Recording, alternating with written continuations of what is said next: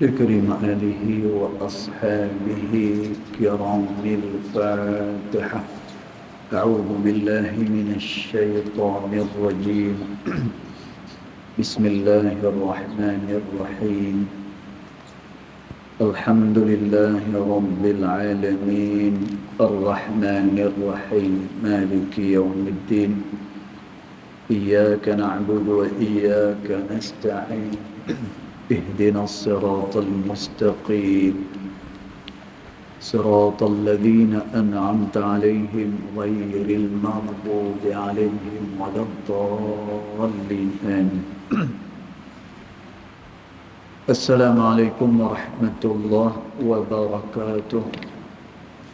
الحمد لله والصلاة والسلام على رسول الله سيدنا محمد بن عبد الله وعلى آله وصحبه ومن والاه.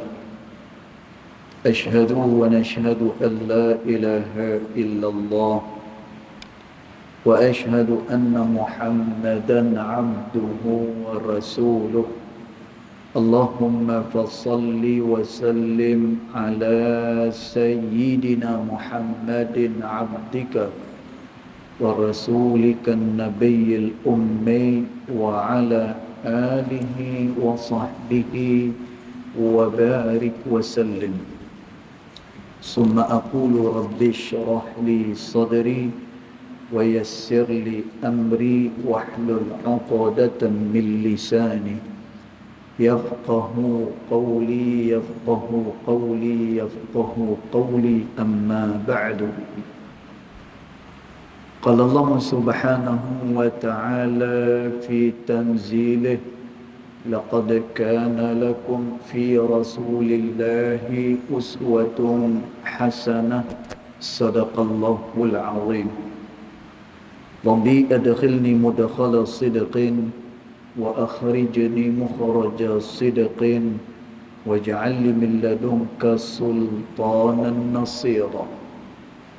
إلهي أنت مقصودي ورضاك مطلوبي فأعطني محبتك ومغرفتك يا أرحم الراحمين. Alhamdulillah, yang pertama-tamanya kita merafakkan kesyukuran kehadirat Allah Ta'ala, yang mana dengan limpah kurnia dan juga dengan rahmatnya dan juga dengan seizinnya, alhamdulillah, pada pagi ini kita sekali lagi dapat bersama-sama di dalam rumah Allah Subhanahu wa Ta'ala ini dalam rangka kita menunaikan salat fardu subuh berjemaah.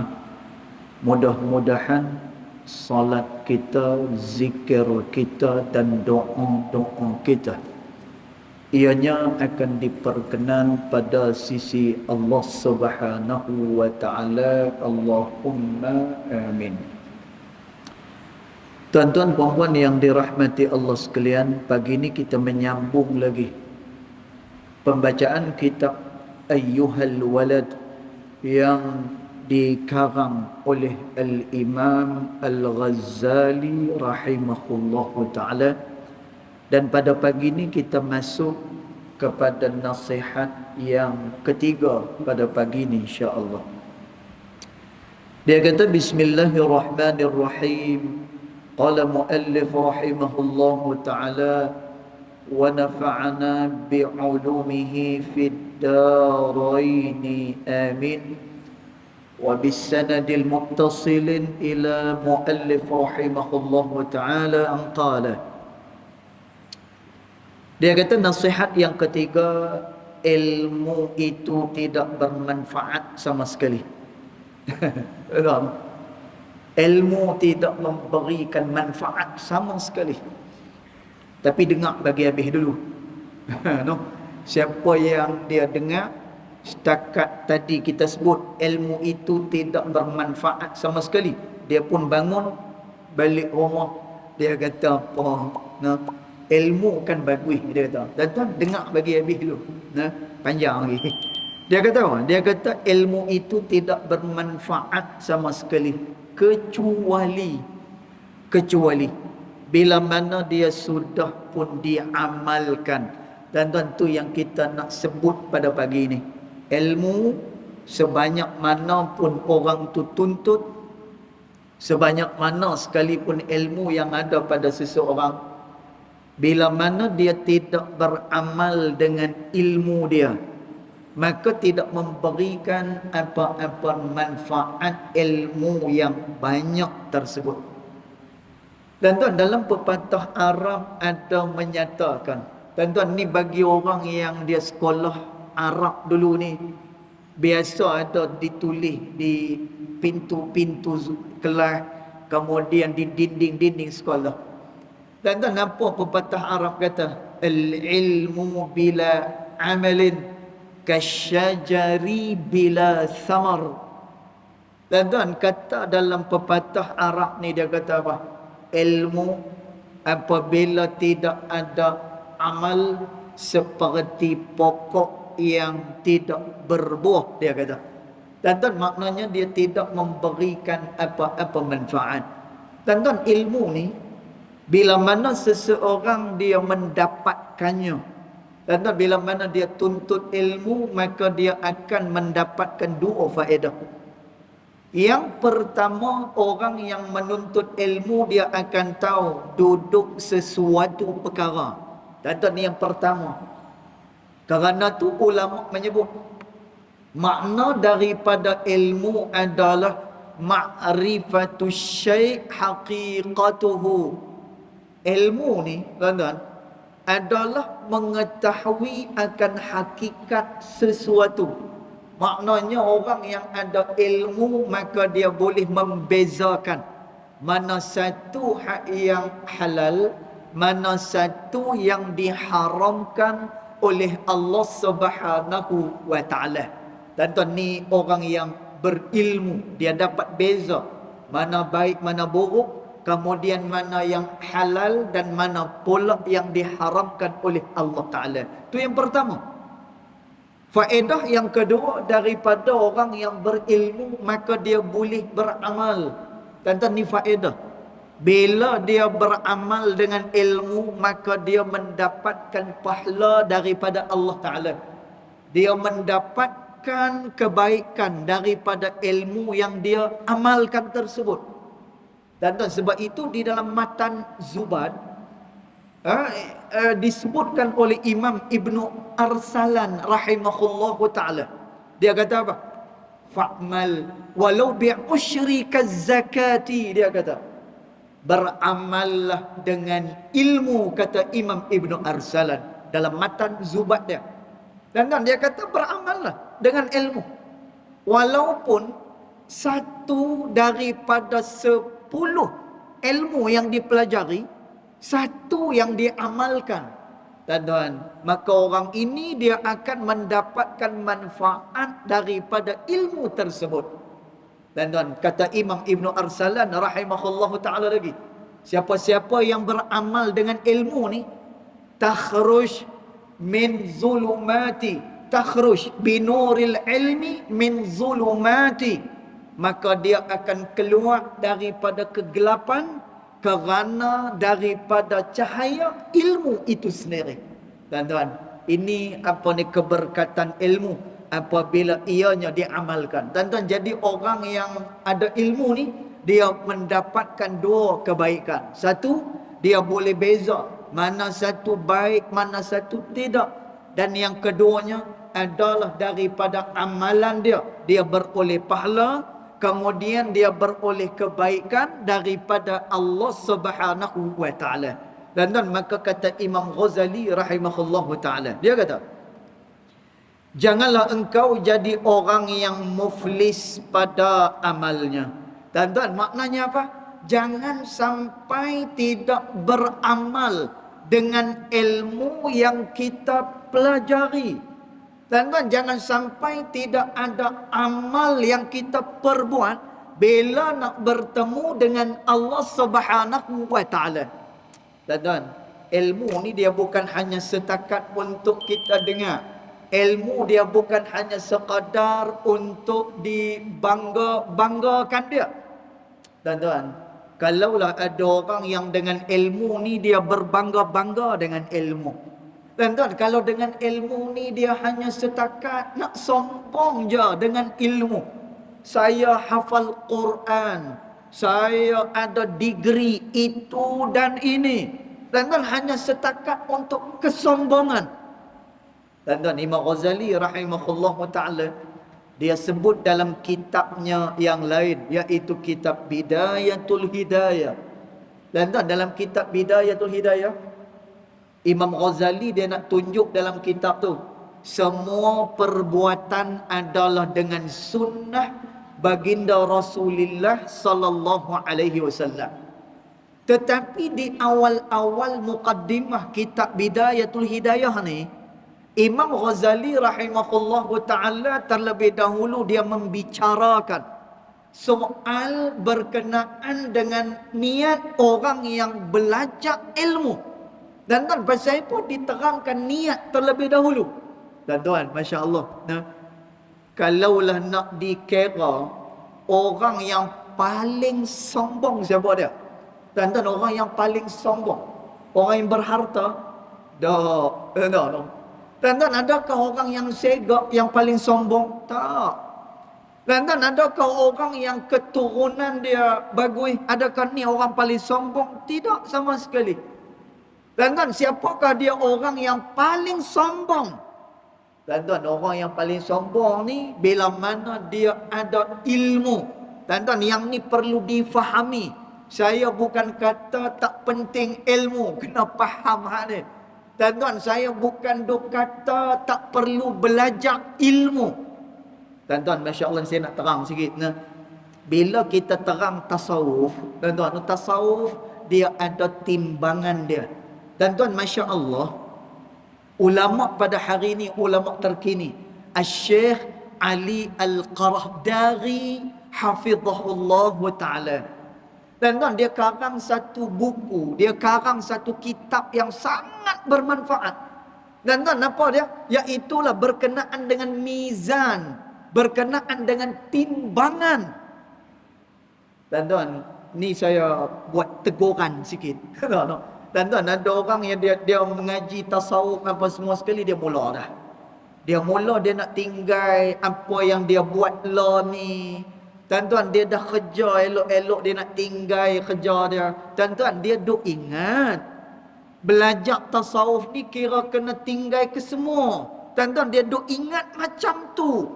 Akhirnya, tuan-tuan, bila tidak ada timbangan, yang sebelum ni kehidupan dia elok, sebelum ni kehidupan dia aman sejahtera, tuan-tuan, tiba-tiba dia jadi melarat, kemudian dia jadi tak ketahuan, akhir sekali, dan akhir sekali dia akan buat apa?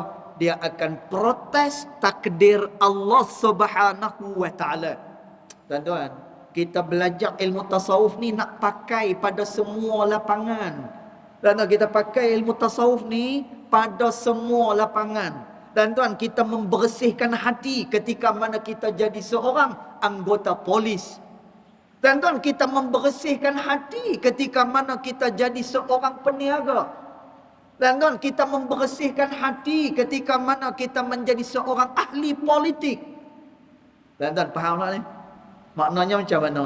Tuan-tuan, kalau dia meniaga, orang yang ada tasawuf ni macam mana? Orang tasawuf meniaga. Tuan-tuan, dia meniaga, dia takkan muhung. Tuan-tuan, kalau dia meniaga, kalau barang tu ada kecacatan, dia akan habaq benda ni ada kecacatan sikit. Tuan-tuan, malah orang beli gula sekilo, dia akan bagi 1,5 kilo, yang setengah tu sedekah pada orang. Tuan-tuan, ni orang yang berniaga tetapi dia membersihkan hati dia, tu maksud dia. Tuan-tuan, kalau dia seorang anggota polis misalnya, tuan-tuan, dia tahan apa ni, satu mutu ke kereta ke, tak ada rotek-rotek, mampu lama dah. Nah, tuan-tuan, tiba-tiba kawan ni bawa keluar daripada poket dia campak macam tu. Tuan-tuan, seorang anggota polis yang membersihkan hati dia, dia takkan ambil. Pasal apa? Kerana dia tahu ar-rashi wal murtashi kilahuma finnar. orang yang memberi rasuah dan menerima rasuah, kedua-duanya adalah di dalam neraka Allah Subhanahu wa taala. Tuan-tuan, kalau dia seorang ahli politik, bila mana dia membersihkan jiwa dia, tuan-tuan, dia takkan kata aib orang. Tuan-tuan, dia tidak akan korupsi. Dia akan jadi seorang pemimpin yang amanah, sebagaimana yang dikehendaki oleh Allah Subhanahu wa taala. Tuan-tuan, tu maksud daripada tasawuf, dia pakai pada semua lapangan. Tuan-tuan, malah ada orang yang dia tak nampak perlunya untuk kita memajukan agama Allah Subhanahu wa taala ini. Tuan-tuan, saya selalu sebut, terutamanya pada pada anak-anak murid saya selalu sebut, kalau boleh kita nak kena lawan ni maksiat-maksiat yang berada di luar. Tuan-tuan, maksiat yang berada di luar direka dengan begitu hebat sekali. Tuan-tuan, kita tak usah sembang berkenaan dengan banyaknya maksiat, banyaknya perkara-perkara yang dilarang oleh Allah Ta'ala. Tuan-tuan, kita tengok maksiat di luar je kan. Tuan-tuan, kalau kita tengok di disko misalnya, di kelab malam misalnya, tengok macam mana orang boleh goyang kepalanya tu kan. Tapi tuan-tuan, dekat disko ni tengok macam mana dia punya dia punya lighting dia macam mana. Tengok macam mana dia punya speaker dia macam mana. Sekali bunyi bass, tum tum tum, kita yang duduk luar pun macam ni.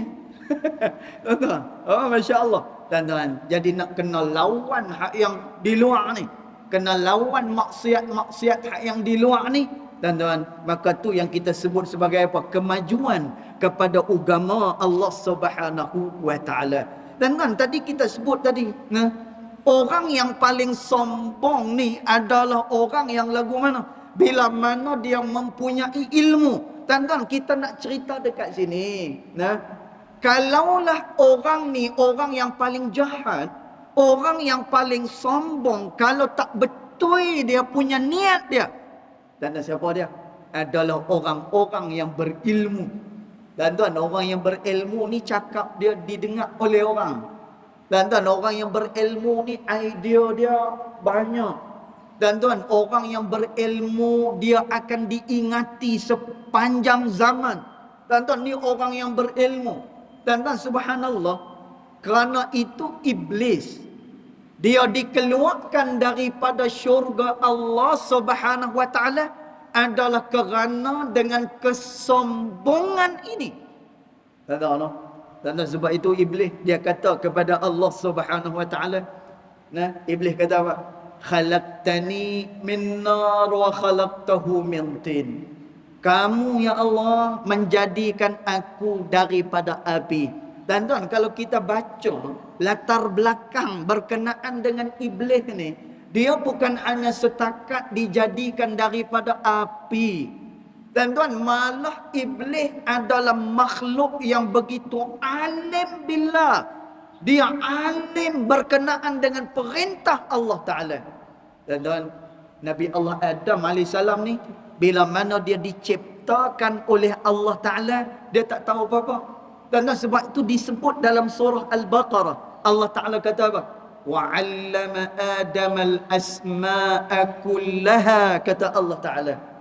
Kemudian diajar kepada Nabi Allah Adam AS itu akan nama-nama, kata Allah Ta'ala. Tuan-tuan, sedangkan iblis dia dah alim dah. Tuan-tuan, kejadian iblis dia hebat dah. Tuan-tuan, tapi iblis akhirnya dia dilaknat oleh Allah Subhanahu wa taala. Tuan-tuan, ni bahana. Kalau tak jaga elok-elok ilmu ni, kalau ilmu hanya setakat untuk kesombongan. Kerana tu Imam Ghazali rahimahullahu taala kata, kalaulah ada orang yang menggunakan ilmu untuk tujuan dunia, tuan-tuan, dia ada ilmu kerana nak membezakan diri dia dengan diri orang lain, dia nak bezakan, ataupun kerana dia nak berlumba bersama-sama dengan kawan-kawan dia. Tuan-tuan, apa kata Imam Ghazali? Anta sa'in fi hadmi dinik. Kamu sedang berjalan untuk menghancurkan agama yang berada di dalam diri kamu. Dan tuan, akhir sekali, orang yang ada ilmu dan dia tak beramal, tapi guna ilmu untuk benda lain. Dan tuan, orang ni satu masa esok akan hilang agama dia. Agama dia akan hilang, iman dia akan tercabut daripada dada dia. Dan tuan, macam mana orang yang berilmu ni tercabut dia punya iman dia? Dan tuan, bila mana ilmu digunakan untuk hawa nafsu semata-mata. Contoh tuan-tuan, saya bagi contoh. Dalam fiqh, tuan-tuan, kalau kita buka kitab fiqh, bukalah. Kalau buka kitab yang kecil-kecil tu dia tak jumpa lah. Buka kitab-kitab yang besar-besar ni. Mughni Muhtaj, buka kitab Minhajut Talibin, Umdah, buka kitab-kitab ni. Dan kita tengok sekian banyak apa ni khilaf-khilaf ulama. Dan banyak perselisihan ulama dalam menentukan sesuatu hukum. Tuan-tuan, jadi di tengah-tengah apa ni perselisihan pendapat ulama ni, ada kata boleh, ada kata tak boleh. Tuan-tuan, kadang-kadang yang duk kata boleh ni, dia pendapat, tapi pendapat tu tak kuat. Ada pendapat yang kata tak boleh, yang tu lebih kuat lagi. Tuan-tuan, tapi kerana dengan hawa nafsu dia, tuan-tuan, dia kata apa? Tak apa kan, kita buat je benda ni. Sebab apa? Ada juga ulama kata boleh. Dia kata macam tu. Tuan-tuan, dia tidak bersama-sama dengan pendapat yang kuat ini. Sedangkan tuan-tuan, Imam Nawawi rahimahullahu ta'ala menyatakan, kalaulah ada dua pendapat di antara pendapat yang membolehkan dan pendapat yang tidak membolehkan, tuan-tuan, kita akan pi yang mana? Kita akan pi kepada yang lebih berhati-hati. Tuan-tuan, ni yang disebut oleh Imam Nawawi rahimahullahu ta'ala. Tuan-tuan, tapi orang yang ada ilmu ni, kalau dia tak guna ilmu dia sebaik yang mungkin, dia kata tak apa benda ni khilaf ya, dia kata tak apa. Tu ada ulama sebut.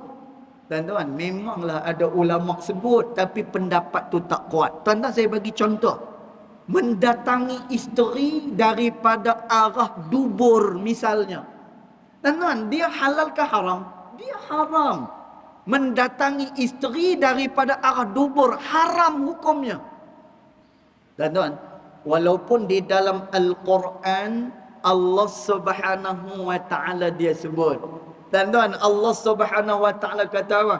Kata Allah Subhanahu wa ta'ala, datangilah perempuan-perempuan kamu, datangilah isteri-isteri kamu daripada arah mana sekalipun yang kamu kehendaki, kata Allah Ta'ala. Tak tahu pasal apa? Kerana Allah Ta'ala kata, isteri-isteri itu adalah ibarat ladang bagi suami dia. Tuan-tuan, jadi dia pun kata, dia kata apa? Kalau gitu boleh kita datangi isteri daripada arah dubur. Tuan-tuan, ada tak ulama yang mengharuskan? Ada. Tuan-tuan, kalau buka dalam kitab fiqh, ada yang mengharuskan mendatangi isteri daripada arah duburnya. Tuan-tuan, tapi kalau orang ni dia cermat, kalau orang ni ilmu dia beramal dengan ilmu dia, tuan-tuan, adakah dia akan ambil pendapat-pendapat yang terpencil macam ni? Tuan-tuan, sama sekali tidak. Dia akan berhati-hati di dalam menjalankan urusan dengan Allah Subhanahu wa ta'ala. Tuan-tuan, contoh yang lain. Contoh yang lain. Kalaulah satu orang dia tertinggal dia punya semayang dia. Tuan-tuan, dia tinggal semayang lama dah. Tuan-tuan, dia kena qada ke tak payah qada? Dia kena qada ke tak payah qada? Tuan-tuan, ada sebahagian daripada orang dia kata apa? Tak apa. Dia kata, kita taubat dengan Allah Subhanahu wa ta'ala. Taubat dengan Allah Ta'ala. Tuan-tuan, jadi bila orang yang kata apa ni hanya setakat taubat ya. Tuan-tuan, yang kata setakat taubat ni hanyalah disebutkan oleh dua orang ulama sahaja. Itu pun, tuan-tuan, dua orang ulama ni adalah ulama yang tidak bersama-sama dengan jumhur ulama. Tuan-tuan, antaranya siapa? Daud Al-Zahiri rahimahullahu ta'ala. Daud Al-Zahiri. Dan kalau kita tengok pendapat dalam fiqh, Daud Al-Zahiri selalu bertentangan dengan pandangan jumhur ulama. Dan sepakat semua daripada ulama menyatakan apa? Sembahyang yang ditinggalkan wajib untuk dia qada balik semula. Tuan-tuan, ada orang kata payahlah macam tu. No? Kan payahlah macam tu. Tuan-tuan, kita tinggal sembahyang, kita tak pernah pun fikir akibatnya. Tuan-tuan, kita dah makan nikmat Allah Ta'ala begitu banyak. Tapi bila urusan dengan Allah Subhanahu Wa Ta'ala, kita berkira. Tuan-tuan, kita tak pernah fikir pun, kalau aku tak qada ni, nanti dia akan bertimbun, nanti jadi payah. Tuan-tuan, dia lalai macam tu. Pagi-pagi relax, makan nasi lemak, makan nikmat Allah Ta'ala. Tuan-tuan rasa lapar ayak sekali lagi, dia minum ayak. Tuan-tuan, dia makan nikmat Allah Subhanahu Wa Ta'ala. Tuan-tuan, tu yang pertama. Yang keduanya, memang kita hidup di atas dunia ini adalah untuk beribadah kepada Allah Subhanahu Wa Ta'ala. Tuan-tuan, jadi kerana itu, ini adalah perintah daripada Allah Subhanahu Wa Ta'ala. Tuan-tuan, kalau orang ni ilmu dia betul, dia tak akan bersama-sama dengan pendapat yang terpencil macam ni. Malah dia akan bersama-sama dengan pendapat jumhur dan dia beramal dengan ilmu dia. Tuan-tuan, maka kerana tu kata Imam Ghazali, jangan muflis, jangan tak ada pada amal, dan jangan engkau jadikan diri engkau itu kosong daripada perkara-perkara yang berfaedah. Tuan-tuan, jangan bagi masa kita terbuang dengan perkara-perkara yang tak elok. Tuan-tuan, subhanallah, Nabi SAW, tuan-tuan, ni ilmu terbesar yang perlu untuk kita tahu berkenaan dengan Nabi SAW. Tuan-tuan, Al-Syekh Al-Qudumi rahimahullah ta'ala, bagus kitab dia kalau kita baca. Tuan-tuan, Syekh Ali Al-Qudumi, dia ada karang satu kitab berkenaan dengan Al-Ulumun Nabi, iaitulah ilmu-ilmu berkenaan dengan Nabi Muhammad sallallahu alaihi wasallam. Tuan-tuan, kalau saya tanya, Nabi ni akhlak dia lagu mana? Nanti ada orang yang dia jawab guna, "Oh ustaz," dia kata, no. Nabi ni, dia kalau makan roti tak, dia suka cicah dengan kuah gulai tak? Macam tu. Oh, Nabi ni ustaz, kalau dia makan, dia akan mula daripada hak yang sebelah kanan ustaz.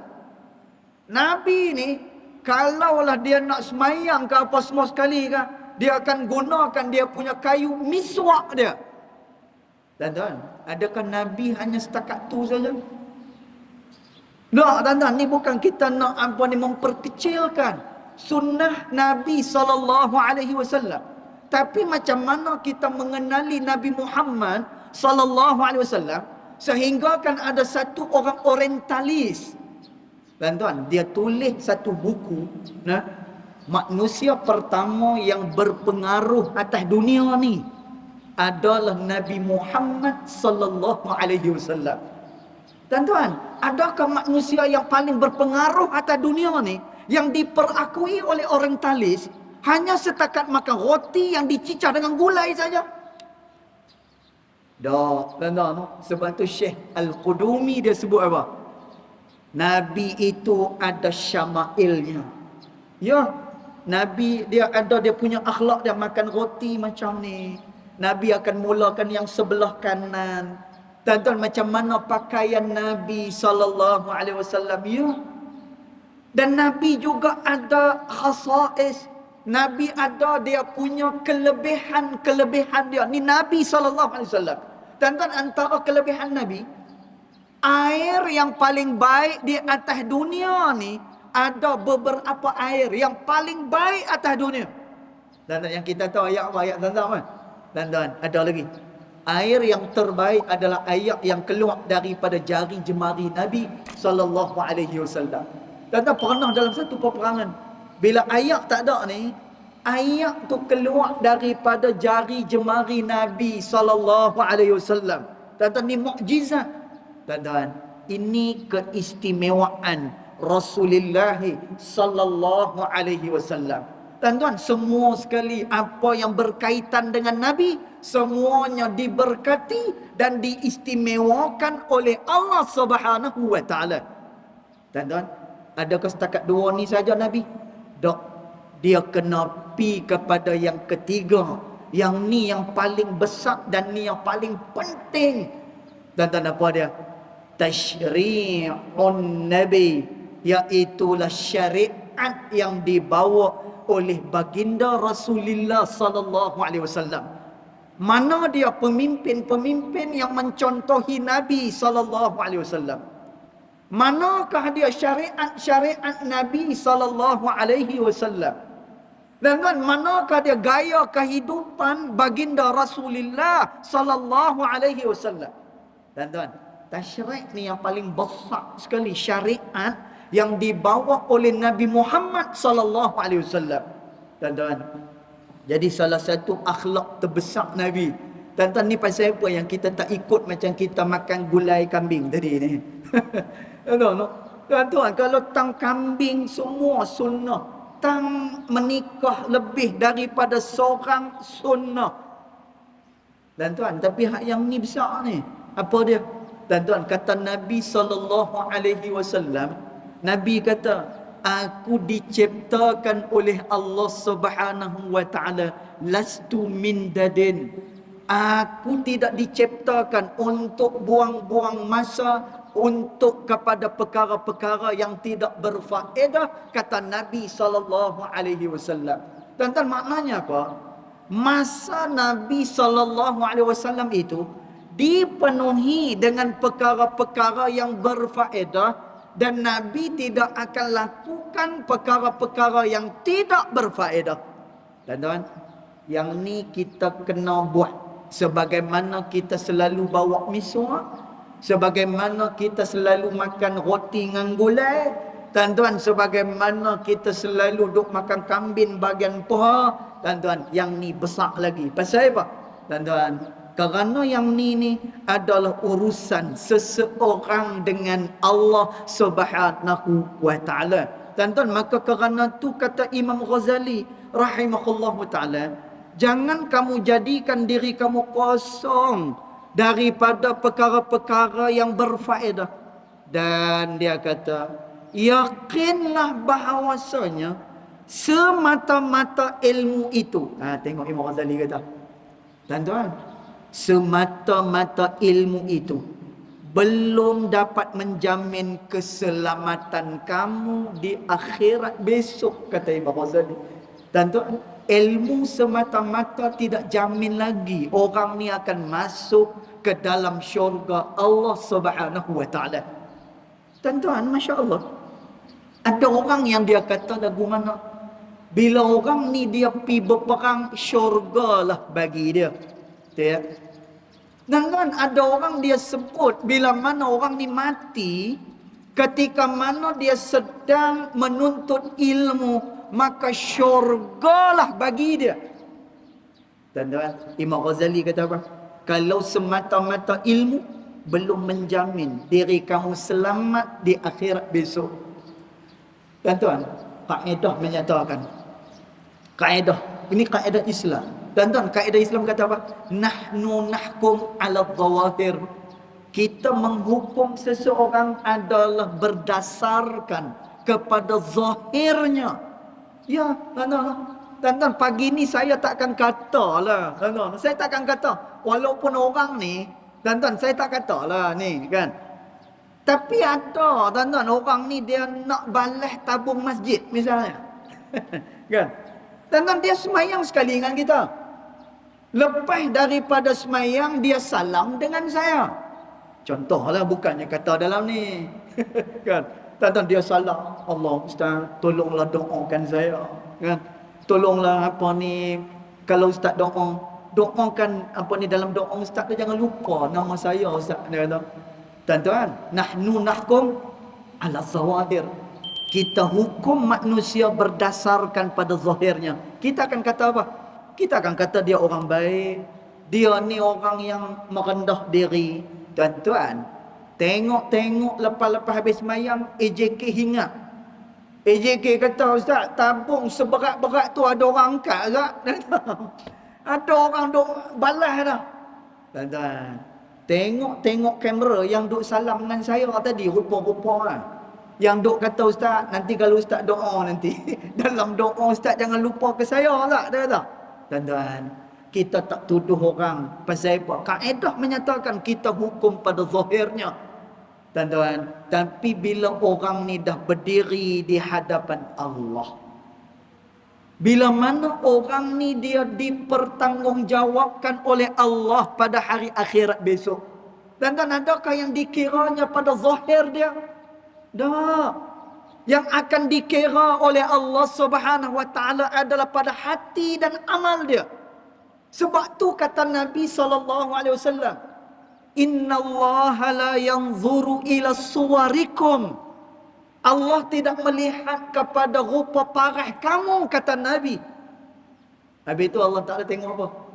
Dan Nabi kata, walakin Allah yanzuru ila, Allah tengok kepada qulubikum wa a'malikum.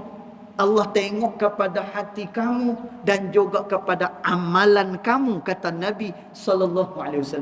Dan tuan, maka kata Imam Ghazali rahimahullah ta'ala, kalau semata-mata dengan ilmu banyak, kalau semata-mata hanya setakat orang kata mengaji banyak tapi tak beramal, tapi tidak memperbaiki diri untuk terus mendekatkan diri kepada Allah Ta'ala, dan tuan, Imam Ghazali kata, ilmu itu tidak menjamin lagi keselamatan kamu pada hari akhirat besok.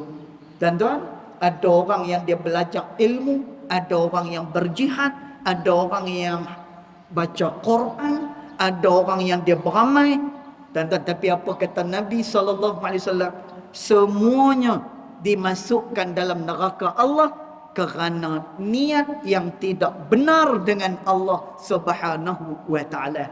Dan tuan, maka kata Imam Ghazali, kena beramal dengan ilmu yang kita pelajari. Dan tuan, ilmu ni kena menjadikan kita lebih baik, lebih mendekatkan lagi diri kita kepada Allah Subhanahu wa taala. Dan tuan, yang berikutnya yang ni kita baca sahaja, nanti kita akan terang hak ni pada kuliah Jumaat nanti insya-Allah. Dia kata, umpamanya kalaulah seseorang ada memiliki 10 bilah pedang yang sangat tajam dan juga bermacam-macam senjata yang lain lagi, dan dia pula adalah seorang yang berani dan sangat cekap dalam peperangan, lalu datang seekor singa yang garang dan terus menyerangnya.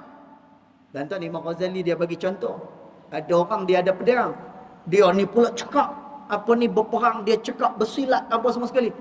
Tuan-tuan, gayung ni macam-macam jenis gayung dia ada. Kan? Tuan-tuan, tapi bila main singa kat dia, tuan-tuan, dia tak bersilat pun. Bila main singa, bila main musuh, dia tak bersilat pun. Nah, tuan-tuan, dia tak bersilat pun, dia duduk gitu. Elok pun tidak, sanggup dikatok oleh orang. Tuan-tuan, sanggup dicederakan oleh orang, sedangkan dia ada ilmu mempertahankan diri. Tuan-tuan, sebab tu saya selalu sebut, dalam TikTok kan banyak kan, betul kan? Dalam TikTok banyak kan, yang orang duk tunjuk-tunjuk ilmu kebal. Oh, kebal kan? Tuan-tuan, ada satu ilmu tu lagi rare. Orang nak main dekat dia buat gini kan, terpelanting orang ni. Tuan-tuan, saya komen video ni, saya kata, puak-puak ni kita himpun mereka ni, hantar pi Palestin bagus ni, saya kata. Kita hantar pi Palestin bagus ni jenis ni, saya kata. Tuan-tuan, nak ceritanya apa? Demikian. Nah, bila mana ilmu yang apa ni kita ada, Imam Ghazali dia buat perumpamaan seperti orang yang cekap dengan segala pertahanan diri, tetapi langsung dia tak guna. Bila mana singa mai kat dia, akhirnya dia mati kerana dibahap oleh singa tersebut. Tuan-tuan, dia tak elak, dia tak apa. Tuan-tuan, ni contoh yang paling mudah untuk kita faham yang disebut oleh Al-Imam Al-Ghazali rahimahullahu ta'ala. Tuan-tuan, nanti kita akan terang lagi lebih lanjut berkenaan dengan nasihat yang ketiga ni pada kuliah Jumaat nanti, insya-Allah taala alam. Jadi cukup dulu setakat itu. Yang baik datang daripada Allah Subhanahu wa taala, yang tidak baik datang daripada kejahilan diri saya sendiri. Walaupun hakikat kedua-duanya datang daripada Allah Subhanahu wa taala. Bismillahirrahmanirrahim. Alhamdulillahirabbil alamin. Wassalatu wassalamu ala asyrafil anbiya'i wal mursalin wa ala alihi wa sahbihi ajma'in. Allahumma ighfir lana ma akhta'na wa ma ta'ammudana wa ma asrarna wa ma a'lanna wa ma anta a'lamu bihi minna. Antal muqaddim wa antal muakhir. La ilaha illa anta subhanaka inna kunna minadh dhalimin. وصلى الله على سيدنا محمد وعلى آله وصحبه وسلم. الحمد لله رب العالمين. الله أعلم.